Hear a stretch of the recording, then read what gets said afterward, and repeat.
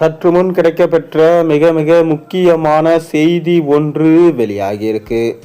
தலையில் அடித்து கொண்டு அழுத துர்கா ஸ்டாலின். அதாவது திமுக தலைவர் ஸ்டாலின் அவர்கள் சொந்த தொகுதியான கொளத்தூரிலே தோல்வியை சந்தித்து விட்டார்.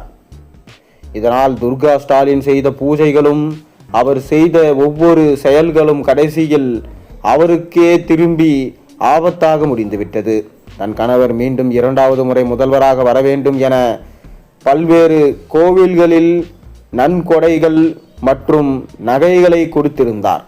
ஆனால் அது அனைத்தும் சேகர்பாபு அவர்கள் கோவில்களிலிருந்து எடுத்து ஸ்டாலின் அவர்களின் மனைவியிடம், அதாவது துர்கா ஸ்டாலினிடம் கொடுத்ததாக சொல்லப்படுகிறது. இதனால் தான் ஸ்டாலின் தோற்றதற்கு காரணம். கோவில் சொத்துக்களை யார் தொட்டாலும் சரி அவர்கள் குலம் நாசமாகிவிடும் என்பது போலதான் திமுகவே தற்போது அடியோடு ஆட்டம் கண்டுள்ளது. மேலும் துர்கா ஸ்டாலினின் செயலால் தான் தற்போது திமுகவே தோல்வி அடைந்து விட்டது என ஒருபுறம் மக்கள் பேச ஆரம்பிச்சிட்டாங்க. தொடர்ந்து ஒட்டுமொத்த சோகம் என்னவென்றால், தன்னுடைய மகனை முதல்வராக்க முடியவில்லை என துர்கா ஸ்டாலின் அம்மையாருக்கு ஏற்பட்டிருக்கு. இதன் காரணமாக தான் சேகர்பாபு, சபரீசன் மற்றும் திமுகவின் மாஜி அமைச்சர்களின் முக்கியமாக 4 பேர் மீது கடுமையான கோபத்தில் இருக்கிறார் துர்கா ஸ்டாலின். அதாவது எப்படியாவது திமுகவால் செய்ய முடியாதது என்னவென்றால், மீண்டும் ஒரே தடவையில் 2 முறை ஆட்சி அமைக்க முடியாதது. ஆனால் அதை ஸ்டாலின் சாதித்து காட்ட வேண்டும், வரலாறில் இடம் பிடிக்க வேண்டும். ஏனென்றால் கோபாரபுல இனத்திற்கு பணத்தை மீது அளவு அதிகம் நாட்டம் என்பதை விட சரித்திரத்தில் இடம் பிடிக்க வேண்டும் என்பதால் தான் திமுக மிக முக்கியமான முயற்சிகளை மேற்கொண்டது. தோல்விகளுக்கு பிறகு ஸ்டாலின் பேசியிருப்பார், வரலாற்றில் எனது தந்தை சாதிக்க முடியாததை நான் சாதிக்க விரும்புவதாக தெரிவிச்சிருந்தார். அதற்கு காரணம் திமுக தொடர்ச்சியாக 2 முறை வெற்றி அடைந்ததே கிடையாது. பாரத பிரதமர் மோடி அவர்களை வீழ்த்தக்கூடிய ஒரே ஆயுதம் ஸ்டாலின் தான் என்று தேர்தல் பிரச்சாரத்திலும் சரி, தேர்தலுக்கு முன்பாகவும் சரி, திமுகவின் நிர்வாகிகள், மாஜி அமைச்சர்கள் கடுமையான பிரச்சாரங்களை மேற்கொண்டாங்க. அதற்கு காரணம் மக்கள் அதிக அளவு நம்பிக்கை வச்சிருந்தாங்க. ஆனால் போலியான விமர்சனங்களை திமுகவின் மாஜி அமைச்சர்கள் பரப்பியதுதான் ஸ்டாலின் நம்பிவிட்டார். கொளத்தூர் தொகுதியில் பிரச்சாரம் செய்ய வேண்டும் என அவர் நினைத்தார். ஆனால் அங்கு கருத்து கணிப்புகள் 4 நிறுவனங்கள் நடத்திய கருத்து கணிப்பில் திமுக தோல்வியை தழுவும் என்று சொன்னபோது சேகர்பாபு, அனைத்தையும் நான் பார்த்து கொள்கிறேன் தலைவரே, திமுக உங்களது கோட்டை, கொளத்தூர் தொகுதி மட்டுமல்ல சென்னையில் உள்ள மொத்த இடத்திலும் திமுக கோட்டை என்பதை சேகர்பாபு அப்போது பேசியிருந்தார். ஆனால் தேர்தல் முடிவின் போது ஒட்டுமொத்தமாக திமுக 16 இடங்களில் 15 இடங்களில் தோல்வியை மட்டும்தான் சென்னையில் தழுவியது. பல இடங்களில் தோல்விகளை தழுவியது.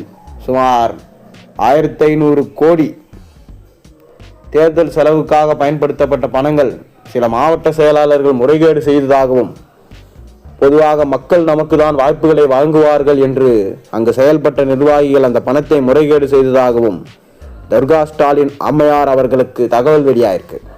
மேலும் திமுகவில் இருக்கக்கூடிய துரோகிகளை உடனடியாக கட்சியிலிருந்து நீக்க வேண்டும். மாஜி அமைச்சர்கள் குறிப்பிட்ட சமூகத்திற்கு எதிராக பேசி தற்போது வரை வழக்குகள், விசாரணைகள் நடத்தப்பட்டு வருகின்றன. மேலும் பொன்முடி அவர்கள் வழக்கை இன்று வரை நடைபெற்றுதான் வருகிறது.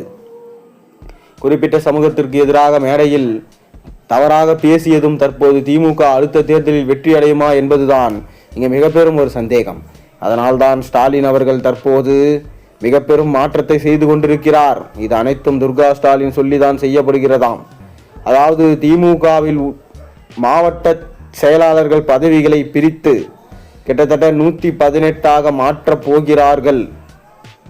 அது மட்டுமில்லாமல் மாஜி திமுக அமைச்சர்களாக, மூத்த அமைச்சர்களாக இருந்த KN நேரு, பொன்முடி, KSSR ராமச்சந்திரன், துரைமுருகன் போன்ற வயதானவர்களை கட்சியிலிருந்து தூக்கிவிடலாம், அவர்களது மாவட்ட செயலாளர் பதவிகளை தூக்கிவிடலாம் என ஸ்டாலினிடம் கூறியிருக்கிறார் துர்கா ஸ்டாலின். மேலும் உதயநிதியும் அதையே தான் கூறியிருக்கிறார். இளைஞர்களுக்கு வாய்ப்பளிக்கும் போதுதான் நாம் வெற்றி அடைய முடியும். தாவேகா வென்றதும் அப்படிதான். ரீல்ஸ், இன்ஸ்டாகிராம், ட்விட்டர் போன்ற பல விஷயங்களை, சாதனங்களை பயன்படுத்தி தான் சிறிய ஜென்னிசெட் குழந்தைகளையும் இளைஞர்களையும் கவர்ந்து அவர்களை வைத்து அவர்களை ஆட்சி பிடித்து விட்டார்கள். ஆனால் திமுக தோற்றதற்கு காரணம் வயதானவர்கள். அவர்களின் ஆலோசனை சரியில்லை. மேலும் நடைபெறப் போகின்ற இந்த 7 சட்டமன்ற இடைத்தேர்தலில் துர்கா ஸ்டாலின் அவர்களது ஒட்டுமொத்த கருத்து கணிப்பு என்னவென்றால் 5 இடங்களை திமுக கைப்பற்ற வேண்டும். இந்த 5 இடங்களில் கணவராகிய ஸ்டாலின் ஒருவரும் இடம் பெற வேண்டும். இந்த 5 இடங்களிலுமே திமுக தோல்வியை தழுவினால் நிச்சயம் தமிழ்நாட்டில் திமுக அரியணை ஏறுவது கடினம். ஆகையால் இந்த 5 இடங்களில் 7 இடங்களில் எப்படியாவது 5 இடங்களை திமுக வெற்றியடைவதற்கான பணிகளை மேற்கொள்ள வேண்டும். எத்தனை கோடிகள் செலவானாலும் பரவாயில்லை, திமுக இந்த 5 இடங்களில் வெற்றியை தக்க வைத்துக் கொள்ள வேண்டும் என்பதுதான் தற்போது இவர்களது ஒட்டுமொத்தமான எண்ணமாக இருக்கிறது. மேலும் இதுவரைக்கும் துர்கா ஸ்டாலின் அவர்களுக்கு தூக்கமும் வரவில்லையாம், மனவேதனையில்தான் இருந்து வருகிறார். விஜய் அவர்கள் வந்த 2 ஆண்டுகளில் கட்சியை தொடங்கி 75 ஆண்டுகள் பாரம்பரியமாக ஆலமரத்தை ஒரே நேரத்தில் சரித்துவிட்டு அரியணை ஏறி எனது கணவரை சட்டப்பேரவைக்குள் உள்ளே அனுமதிக்காமல் மகனை எதிர்க்கட்சி தலைவராக உள்ளே வரவைத்து அவனையும் அவமானப்படுத்தி சட்டப்பேரவையில் யாரோ ஒருவர் முதல்வராக இருக்கிறார் என்றால் அதை எப்படி என்னால் ஏற்றுக்கொள்ள முடியும் என்று மாஜி அமைச்சர்களை லெஃப்ட் ரைட் வாங்கியிருக்கிறார். இத்தனை கோடிகளை சம்பாதித்து பெருமைகளை பேசிக்கொண்டு திமுக தேர்தல் நேரத்தில் வேலை செய்யாமல் கோட்டை விட்டு விட்டீர்கள் என்று கடுமையான கோபத்தில் துர்கா ஸ்டாலின் இருக்கிறாராம். இனி வரக்கூடிய எந்த ஒரு தேர்தலிலும் திமுக கவனம் இல்லாமல் செயல்படக்கூடாது.